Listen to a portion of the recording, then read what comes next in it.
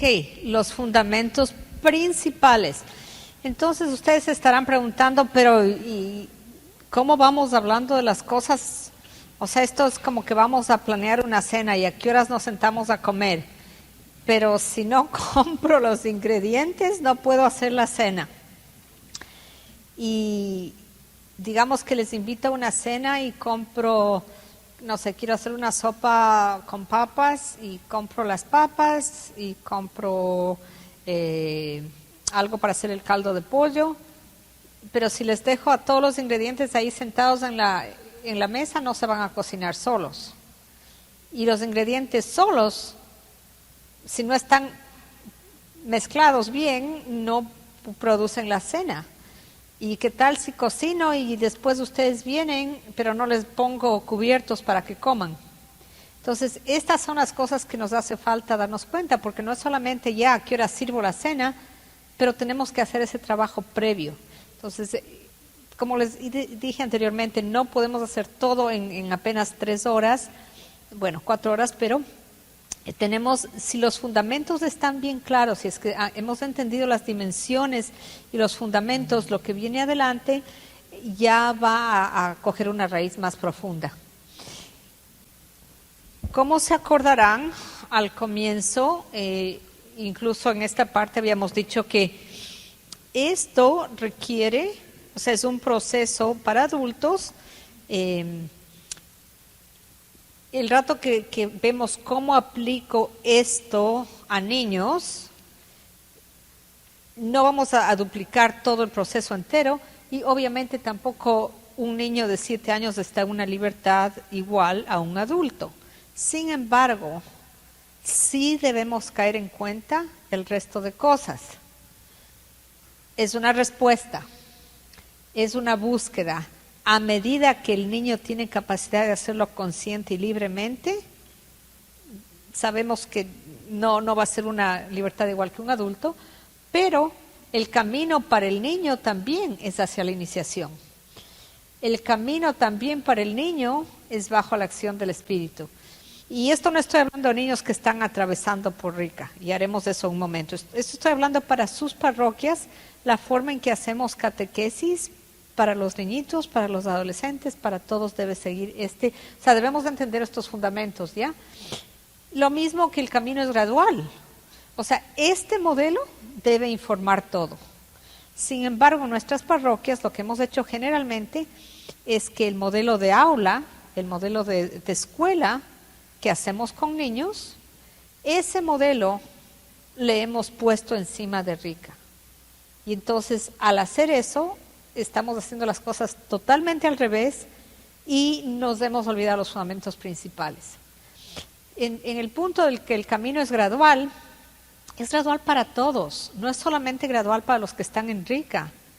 Si es que tuviéramos chance de compartir nuestra historia de fe, cada uno de nosotros, hemos tenido subidas y bajadas, hemos tenido momentos de mucho crecimiento y momentos de poco crecimiento. Hemos tenido momentos de regresión tal vez. Entonces el camino es gradual para todos y a veces no ayudamos pues en hacerlo de forma menos flexible con los niños, ¿verdad? O sea, a veces le enseñamos como que fuera una materia. A ver, es hora de hacer ciencias sociales. Vamos todos al salón, hagamos ciencias sociales. Esto no se trata de eso. Entonces, entender bien estos principios para Rica no solamente va a ayudar a Rica, pero en lo que hacen pastoral de conjunto en su parroquia, esto va a ayudar al resto de la parroquia. Realmente, estudios han mostrado que la dinámica espiritual de una parroquia está súper asociada con qué tan bien se lleva el proceso de Rica. Si es que se lo lleva así, la parroquia generalmente no va a estar dando tanto fruto como lo pudiera dar. Entonces, estos fundamentos muy, muy importantes. Nuevamente, revisen si es que no tienen chance de hacer nada más antes de preguntarse ¿qué hago? ¿Cómo hago esta clase? Revisen estos primeros 9, 10 párrafos. El rato que ustedes abren el ritual de Rika, van a ver un índice. La parte 1 se dirige específicamente para los no bautizados. Es una parte bastante larga, pero si no entendemos esa parte bien, no podemos hacer las adaptaciones.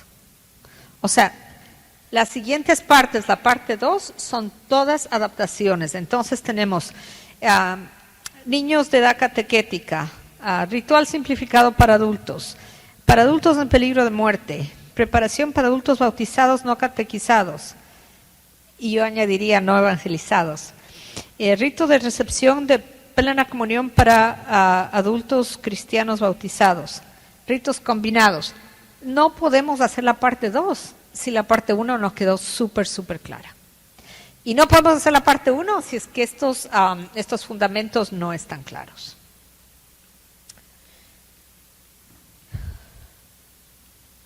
Entonces vamos a esta parte que me imagino que esta es la parte que estábamos. ¿A qué horas comienza esto? Pero como digo, no podía servirles la cena hasta que me iba a comprar los ingredientes. Entonces ahora sí, ¿cómo hacemos esto? En este lado van a salir lo que sí es rica, y en el otro lado va a salir lo que no es rica. Y les reto a que cambiemos ese paradigma en nuestra cabeza primero, en nuestro cerebro, bueno, en nuestro corazón primero, en nuestro cerebro segundo y en nuestra práctica. Entonces, rica sí es aprender una nueva forma de vivir. Rica sí es un proceso. Rica es una jornada de vivencia y de pertenencia. Rica realmente es una nueva identidad. Rica viene a crear una transformación. Rica no es aprender solamente datos. A pesar de que los datos son súper interesantes, no es simplemente aprender datos. Rica no es un programa. Si es que alguno de ustedes todavía dice programa, háganse el reto de que qué van a hacer. ¿Van a donar a una organización o algo? ¿O van a hacer ayuno por 3 días? ¿Qué sé yo? El rato que alguien diga programa, algún reto. No es un curso de estudios. No hay un título o un diploma. Tengo una colección de fotos que he cogido de las diferentes parroquias con las que he trabajado, que para proteger a los inocentes no les he puesto aquí, pero tengo una colección. Hay una de esas que dice felicitaciones a los graduados de Rica. Hay otra que dice tenemos celebración de 5 años de los graduados.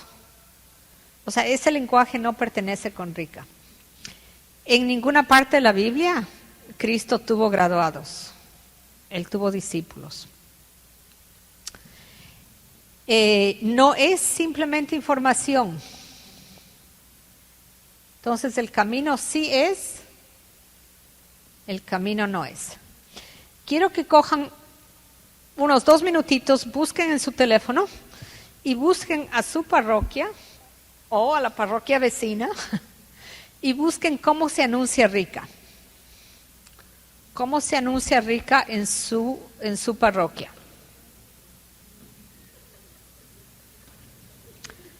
A ver qué es lo que se dice.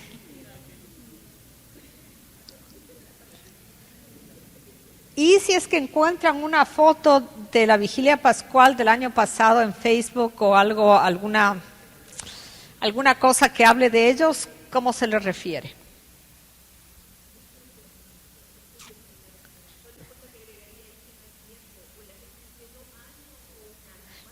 Sí, exacto. Entonces, como es un proceso, no tiene un tiempo determinado y eso hay que aclarar desde el primer momento, ¿verdad?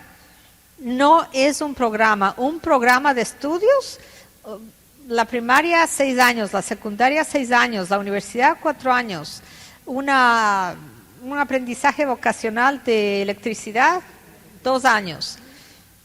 esto no tiene, es un proceso, no tiene tiempo. Esa es una pregunta excelente. Le voy a contestar ahorita, pero siga anotando las preguntas porque van a haber tantas preguntas. Sí, ahí es donde viene la formación de todos, o sea, de los laicos y del clero y de todos los agentes pastorales, porque cuando vemos eso es que alguien en la parroquia no ha entendido el rito, ¿verdad?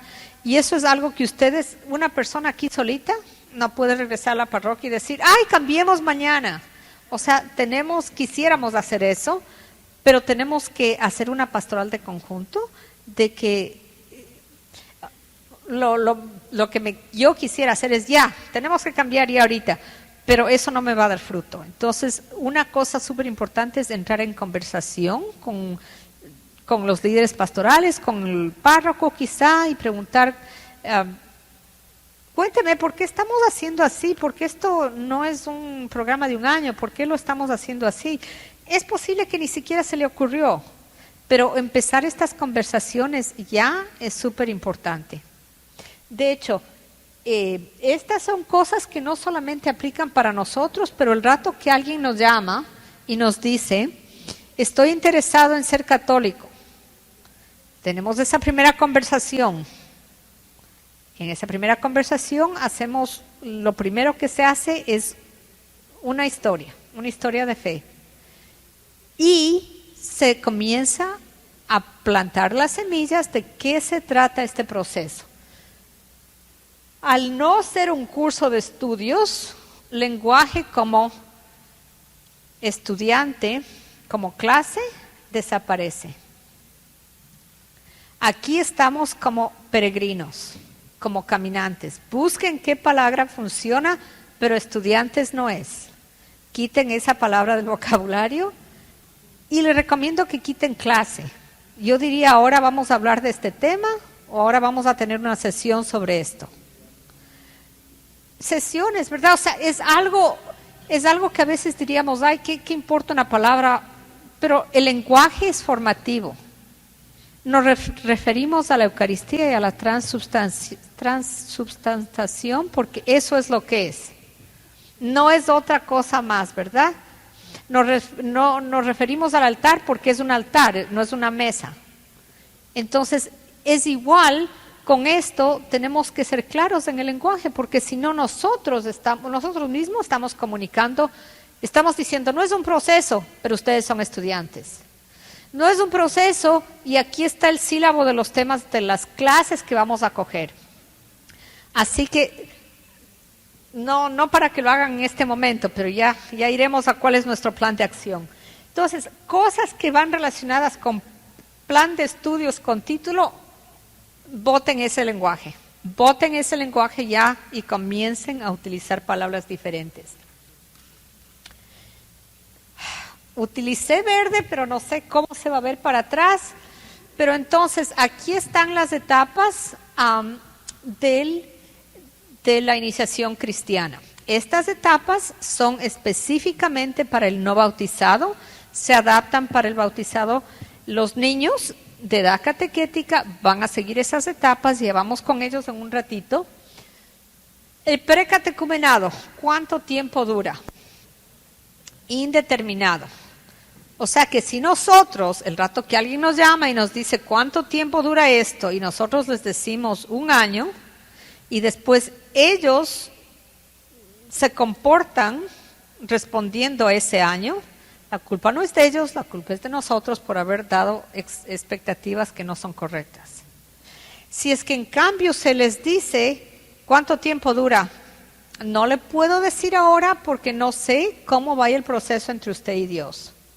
Imagínense ustedes que invitamos a chicos de 16 o 17 años, digamos, invitamos a 200 y digamos 100 varoncitos y 100 mujercitas.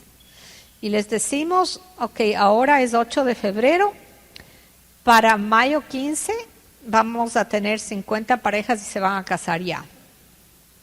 O sea, qué absurdo es eso, ¿verdad?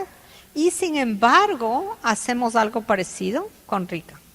Vamos a comenzar tal día y todos vamos a bajar en la misma parada al final. Entonces, cuando me preguntan, comienza conmigo. No le puedo garantizar el tiempo porque depende de cómo el Espíritu le está invitando, depende de cómo usted va respondiendo, depende de cómo la comunidad le va ayudando. No le puedo dar una fecha tal. Podemos decir que para algunas personas puede ser 1 año, algunas personas puede ser más. Si es que vienen de otra fe, que no son los no bautizados, la conversación es un poco distinta, pero no podemos dar garantía. O sea, y para ustedes y agentes pastorales en parroquia, esto es súper difícil porque es algo que lo han aprendido así y quizá el párroco, quizá el diácono está en ese plan y la idea de cambiar las cosas es súper incómoda. O sea, a la mayoría de nosotros no nos gusta hacer cambios. De hecho, el programa de formación para los sacerdotes, en teoría, son 1 año preacadémico desde el 2022, 2 años de discipulado, 4 años de configuración. Eso es en teoría, pero los muchachos se van por un tiempo, a veces no están listos y regresan. O sea, a esa persona le tomó 10 años. A otras personas, 15 años.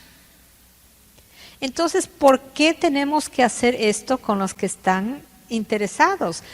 Claro, viene parte de la sociedad, ¿verdad? Que nosotros estamos en este ritmo de que todo tiene un plazo limitado, pero estamos hablando de la vida eterna que no tiene plazo.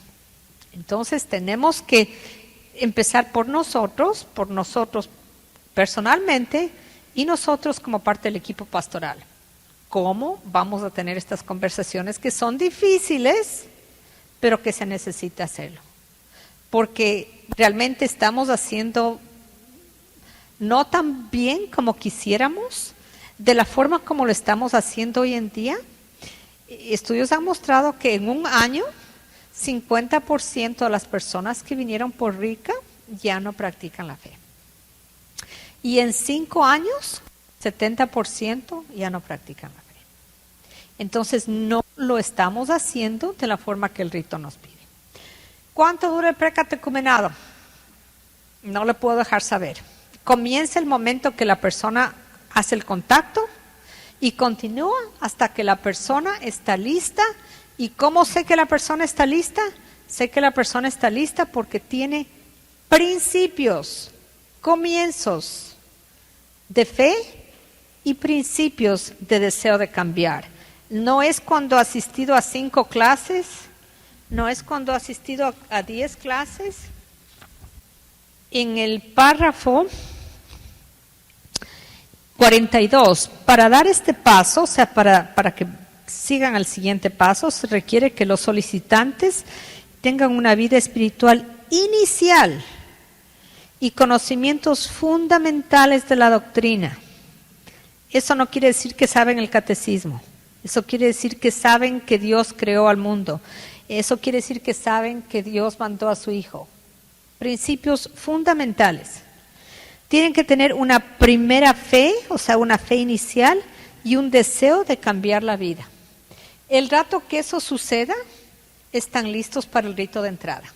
Anteriormente se llamaba rito de aceptación, ahora se llama rito de entrada. ¿Cuál es nuestra tarea? ¿Cuál es nuestro acompañamiento pastoral? Escuchar, evangelizar. No juzgar. Escuchar, escuchar, escuchar, evangelizar. Puede ser que estén viviendo una vida llena de pecado.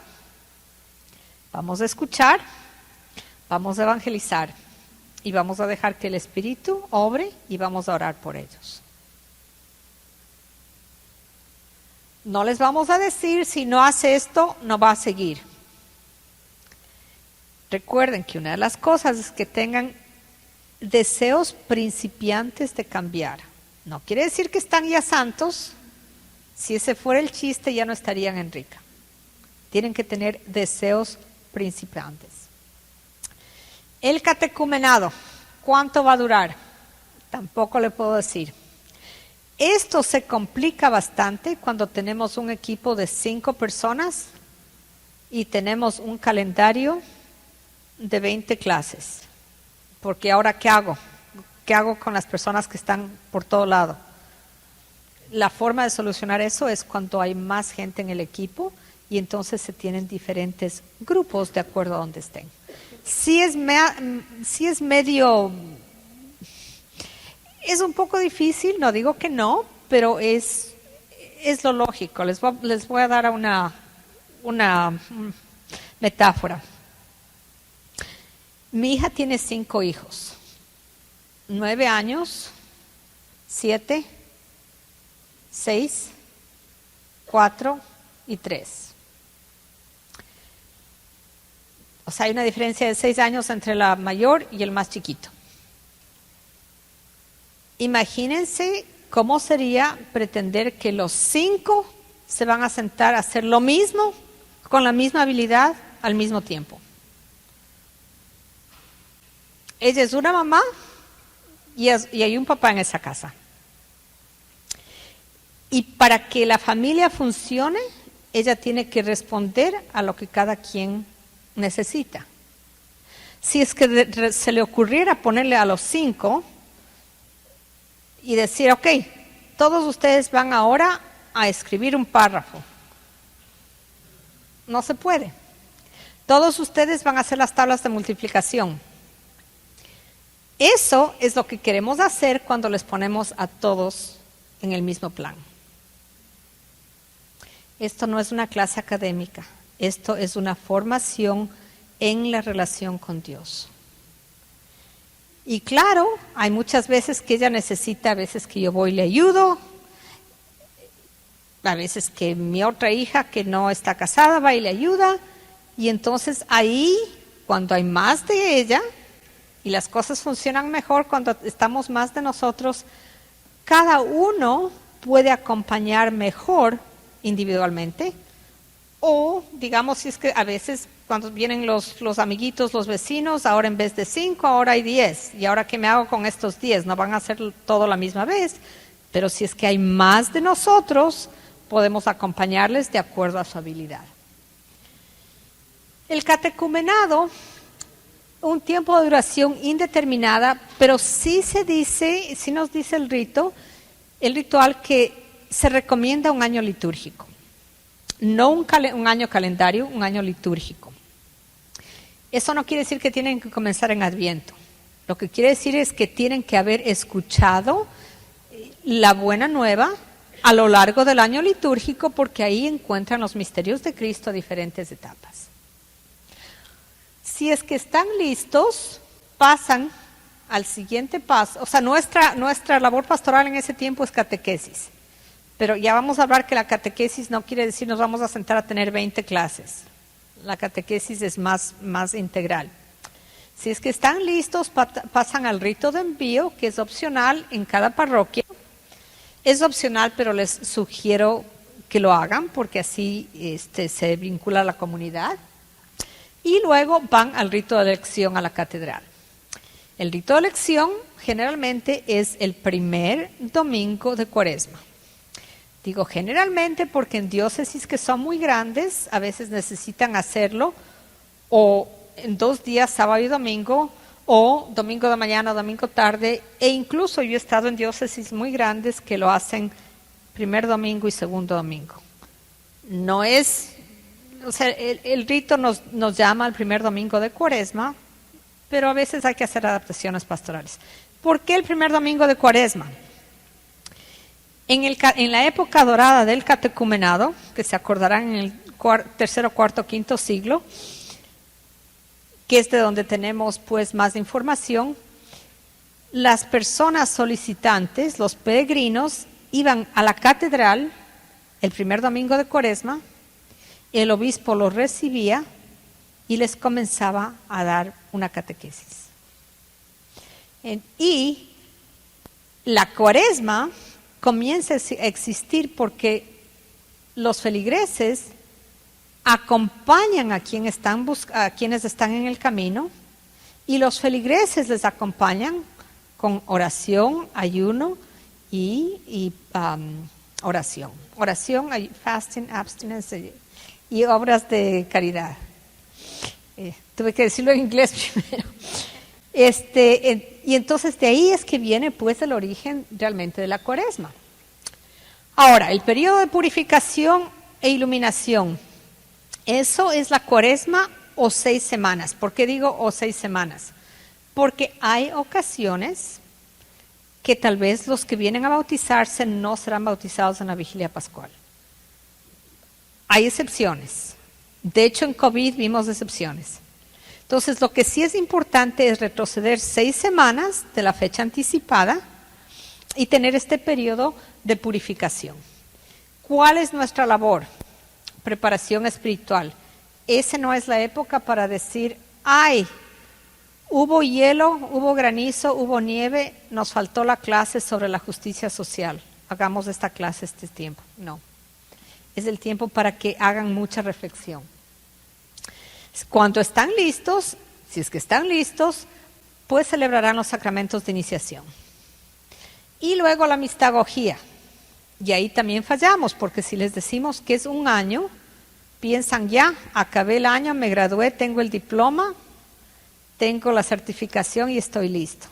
Y no es así, como es un proceso, esto continúa con la mistagogía. ¿Cuánto dura la mistagogía? El resto de la vida. Lo más mínimo es un periodo de 50 días, el periodo de Pascua, y estrechándole un poquito, lo siguiente mínimo es el primer año, pero realmente nosotros enteros estamos en un periodo de mistagogía, porque vamos profundizando. ¿Qué sucede en esa etapa para nosotros? Damos catequesis post-bautismal. Ese post debe estar al frente de bautismal. Catequesis post-bautismal. ¿Y cuáles son los momentos litúrgicos? Vamos a recibir la Eucaristía. Vamos a celebrar el sacramento de reconciliación. Entonces, nosotros también seguimos en este proceso de iniciación, porque la iniciación no se termina. O sea, cada día nos reiniciamos. Ahora que recibimos la Eucaristía esta mañana, nos hemos reiniciado. Hemos reiniciado nuestro compromiso. Ok, nuestra labor en el periodo del catecumenado es la catequesis. No es una catequesis cualquiera. No es, tengo 20, y digo 20 charlas porque generalmente hay entre 16 y 20 que en las parroquias ofrecen. En el párrafo 75, entonces la tarea es por lo menos leer los primeros 10 párrafos y el párrafo 75. El párrafo 75 nos habla que nuestra labor catequética tiene que ser una catequesis de 4 puntos. Ya vamos a ampliar los 4 puntos. Lo que normalmente hacemos, nos dedicamos a esa esquina izquierda, nos dedicamos a ella con bastante énfasis, a veces no tanto a las otras. Ok. Nuestro acompañamiento pastoral es en 4 dimensiones, pero al igual que la vez anterior, no piensen en 4 cajas separadas. Son 4 cosas que se interconectan. La primera es la palabra. Deben empaparse de la historia de la salvación. Y el aprendizaje de las doctrinas viene a través de la historia de la salvación. No es que vamos a comenzar con, o sea, el credo apostólico, no el credo de Nicea, pero el credo apostólico con los 12 puntos. No es que vamos a comenzar, aquí está punto 1, 2, 3 hasta el 12. Eventualmente tocaremos los 12 puntos, pero tienen que comenzar con la gente estando empapada en la palabra. Esto es lo que se dice que por lo menos un año. ¿Por qué por lo menos un año? Porque tienen el chance de escuchar durante el año los misterios de la vida de Cristo. Por tanto, por medio de una catequesis apropiada, dirigida por sacerdotes, diáconos o catequistas y otros laicos, dispuesta por grados, pero presentada íntegramente, acomodada al año litúrgico y basada en celebraciones de la palabra, se va conduciendo a los catecúmenos no solo al conocimiento de dogmas, sino también al conocimiento del misterio de la salvación en lo que desean participar. Ese es el 75.1. O sea, es imposible hacer esto sin la historia de la salvación. Si vamos a hablar de Dios Padre Creador, vamos a Génesis. No vamos a darles un libro a que lean sobre la creación. Vamos a Génesis y vamos a leer juntos la creación. El siguiente punto se refiere a la oración y la oración que va conllevando a una vida moral. Entonces, al ejercitarse familiarmente la práctica de la vida cristiana y ayudados por el ejemplo y auxilio de sus acompañantes y padrinos, y aún de todos los fieles de la comunidad, ¿y dónde están los fieles si no saben que tienen que ayudar? Los catecúmenos se acostumbran a orar a Dios con más facilidad, a dar testimonio de fe y a poner su esperanza en Cristo. Esto no quiere decir les voy a enseñar a que se memoricen oraciones. No digo que no digo que no deben memorizarse en algún tiempo, el rato que sea tiempo, pero el punto es de enseñarles a orar, no a recitar la oración. Yo fallé en esto cuando fui una joven madre. Yo enseñé a mis hijos a que reciten las oraciones. Yo no les enseñé a orar hasta que ya estaban tal vez en los años 17, 18, y ahora que son adultos, ahora más bien les estoy enseñando a orar. ¿Y por qué no les enseñé a orar cuando el mayor mío tiene 38 años, entonces hagan cuenta, hace 38 años yo no sabía orar. No, yo sabía la oración recitada, ¿ya? Yo podía recitar la Ave María, podía recitar el Padre Nuestro, pero yo no estaba orando. Entonces yo no pude darles a ellos algo que yo no tenía. Con nuestros caminantes, nuestros peregrinos, vamos a enseñarles a orar, a que puedan tener una conversación con Dios, a que escuchen primero y hablen. Pero tenemos que cultivar la práctica de realmente orar con ellos. Entonces, no digo que no les vamos a enseñar una oración, el Ave María. Vamos a sentarnos despacio, ir orando y viendo qué es lo que está en el Ave María. Vamos a ir orando el Padre Nuestro despacio, entendiendo las 7 peticiones. No solamente aquí está la oración, memorícese. Eso hice el que tiene 38 años hoy en día, cuando hizo su primera comunión hace 31 años, yo tenía que asegurarme de que él sepa la oración, porque si no la catequista se enfadaba. Entonces yo tenía que estar ahí todas las noches, memorícese las tablas de multiplicación y la oración. Ahí es donde yo estaba. El tercer punto, o la tercera dimensión, las celebraciones litúrgicas. Obviamente todavía no están recibidos, o sea, no han entrado a una vida sacramental, pero ya acuérdense que hay más que los sacramentos que son liturgia, ¿verdad? Liturgia es cualquier momento que uno se reúne a recordar los actos de Dios en nuestro beneficio y nos acordamos en el presente con esperanza para el futuro. Y eso es lo que hacemos en cualquier rito litúrgico, sea un sacramento o sea la oración, por ejemplo, la liturgia de las horas. Entonces, el punto 3, con los ritos litúrgicos oportunos, la Santa Madre Iglesia ayuda a los catecúmenos en su camino y son purificados paulatinamente y sostenidos en la bendición divina. Se fomentarán para su beneficio celebraciones de palabra e incluso asistir a los fieles a la liturgia de la palabra en la misa. Nada de esto deben estar haciendo solos. La comunidad debe estar con ellos. No pueden estar orando solos, la comunidad debe estar con ellos. No van a irse a los ritos litúrgicos solos, la comunidad está con ellos. Y obviamente el servicio. Si no logras encontrar a Cristo en el mendigo en las puertas de la iglesia, no le vas a encontrar en el cáliz. Esto nos dijo San Juan Crisóstomo. No necesitan haber recibido los sacramentos de iniciación para irse a ayudar a servir en alguna agencia social. No necesitan haber recibido los sacramentos de iniciación para servir al prójimo. Entonces, la clase de justicia social, y vamos a decir clase, pero entre comillas la sesión sobre el tema de la justicia social, ¿qué tal ese día nos vamos a hacer justicia social?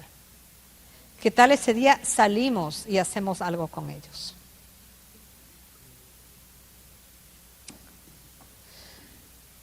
Estos puntos importantes sobre el acompañamiento pastoral.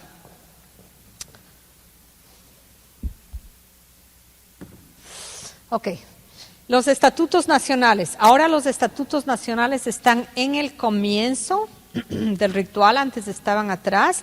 Estatutos nacionales son reglamentos locales de la iglesia local, o sea, de la iglesia de Estados Unidos, a pesar de que los estatutos nacionales de Estados Unidos son también utilizados por Canadá y por Inglaterra. Esos estatutos pues dan normas específicas para la iglesia local. Y eso ya, como les dije anteriormente, los anteriores fueron abrogados y desde diciembre 1 estamos utilizando los nuevos. Edad catequética, niños mayores de 7 años. ¿Qué hacemos con ellos? Ellos se inician con el mismo modelo que un adulto de 20 años. O sea, que si tengo un niño de 8 años que va a ser bautizado, confirmado y recibir la Eucaristía. No vamos a separar los sacramentos de iniciación. Eso está súper claramente indicado en el ritual. Vamos a iniciarlos completamente en la misma ceremonia. Todavía hoy en día tengo muchas parroquias con las que trabajo que me llaman para que les ayude a movernos a otro nivel, porque a veces es porque el sacerdote, pues no es que les voy a culpar a todos los sacerdotes, pero a veces sí son ellos, a veces son los laicos, que no quieren leer lo que dice el ritual. O sea, el rehusarse a hacer eso, que está claramente en este ritual, que no es el ritual mío, ni de ustedes, del ritual de la iglesia, sería tan absurdo como coger el ritual de la misa y decir, no me gusta hacer la primera lectura a esa hora, creo que lo voy a hacer después de la comunión. O sea, a ningún sacerdote se le va a ocurrir mover la primera lectura después del rito de comunión. Sin embargo, parece normal rearreglar los sacramentos de iniciación. Niños de edad catequética deben seguir el plan de una iniciación completa en la misma ceremonia. Si es que vienen de otra tradición, digamos son luteranos, son de 9 años, van a confirmarse y van a recibir la comunión. No van a recibir la comunión y luego van a confirmarse después de 6 años. Deben seguir lo que el rito se pide. Sí, esto es un proceso medio quisquilloso, porque tenemos que así hacer un pastoral de conjunto bien importante y formar tanto los agentes pastorales como a la familia, que no quiere decir que ellos se desconectan de la iglesia. Formación de equipos, indispensable. The last handouts. Les voy a dar una tabla con diferentes colores que les va a ayudar a guiar qué hacer con las parejas. Esto de las parejas es un poquito problemático, porque ¿qué hacemos? Vienen las parejas, no están casados, si están casados, el uno no es católico, el otro ha estado divorciado y se nos hace un rollo esto, ¿no? El rato que tienen la primera conversación con ellos y les piden la historia de fe, prontamente comiencen a preguntar su estado civil. ¿Por qué? Porque esto tenemos que hacerlo ayer. Esto no podemos hacerlo después de que ya está el proceso en camino. Esto quiero que lo usen como referencia. Esto es algo que les va a coger un ratito de tiempo hasta que ya lo hagan sin pestañear, pero les va a coger un poquito de tiempo. He tratado de ponerles con diferentes colores. El A y B es alguien que no está casado y que solamente está comprometido, y obviamente si nunca ha estado casado, ni él ni la pareja no se necesita anulación. ¿Por qué hay que hacer esto con tiempo? Porque si no se hace con tiempo, después llega el tiempo de Cuaresma y ahora no pueden iniciarse, porque esto no está listo. ¿Por qué se insiste en esto? Si es que tenemos una pareja casada que no está el matrimonio no está válido en los ojos de la iglesia, me refiero a un matrimonio que ha sido fuera de la iglesia católica o un matrimonio de alguien previamente casado o divorciado. Si a esa persona no hemos sanado el matrimonio primero, no pueden presentarse a recibir la comunión. Entonces, ¿qué estamos haciendo? Les estamos diciendo, les invitamos a que vengan a pecar. O sea, no, porque si les estamos diciendo, vengan a recibir la comunión sin estar en una unión válida, eso no es la que el alma de ellos necesita. No es culpa de ellos, es culpa de nosotros. Y muchos casos se han dado de esos, ¿verdad? En una ocasión,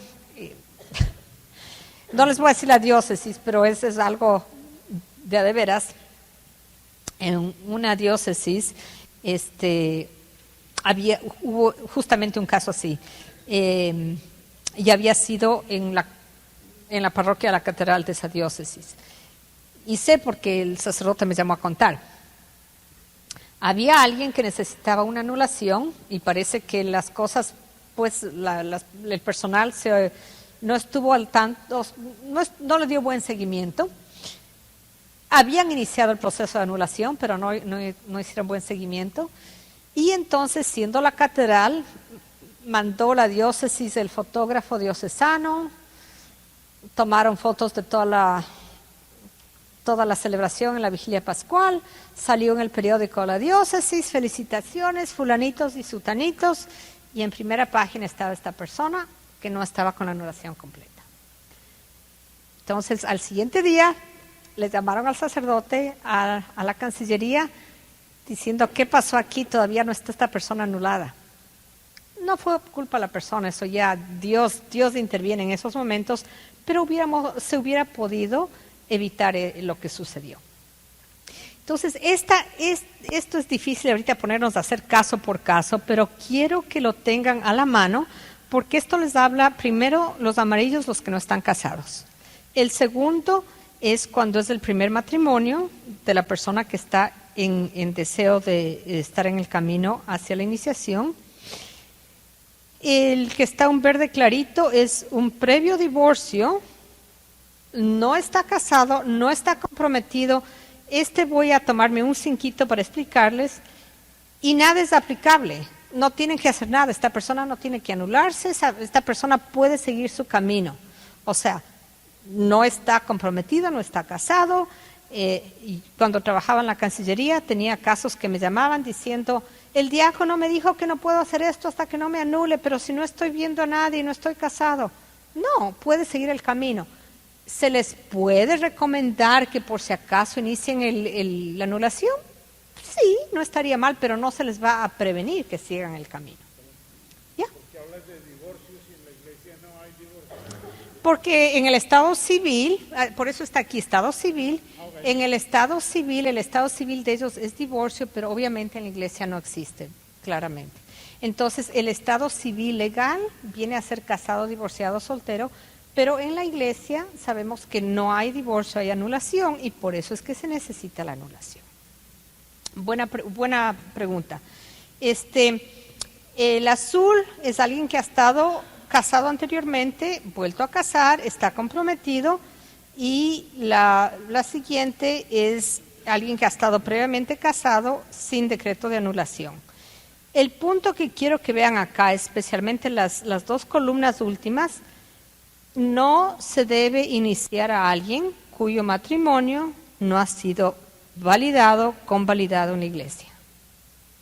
Porque entonces les estamos perjudicando en su vida espiritual. No es culpa de ellos, volvamos a decir eso, pero debemos hacer lo mejor para ellos. Entonces, ese es un punto que toma un día entero a hablar de esto muy separadamente, pero espero que esta tabla les ayude. Y luego que la pastoral juvenil es súper importante, especialmente para los niños de edad catequética que han sido... ¿Sí? ¿Cuál punto?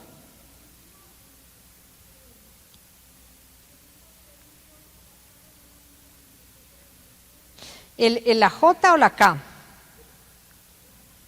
¿La K? Ok, la K.